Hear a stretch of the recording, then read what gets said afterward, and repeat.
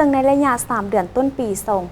2025ได้มีนักท่องเที่ยวเดินทางเข้ามาเที่ยวชมอยู่ที่แขวงหลวงพระบางทั้งหมด1 ล้านกว่าเถื่อคนสามารถเก็บรายรับจากการท่องเที่ยวได้584 ล้านดอลลาร์สหรัฐอิงตามข้อมูลจากแผนกแถลงข่าววัฒนธรรมและท่องเที่ยวแขวงหลวงพระบางให้ฮู้ว่าใน3 เดือนต้นปี 2025ที่ผ่านมามีนักท่องเที่ยวเดินทางเข้ามาเที่ยวชมแขวงหลวงพระบางทั้งหมด1 ล้านกว่าเถื่อคนเทียบใส่ระยะเดียวกันของปีผ่านมาเพิ่มขึ้น700,000 กว่าเถื่อคนเท่ากับ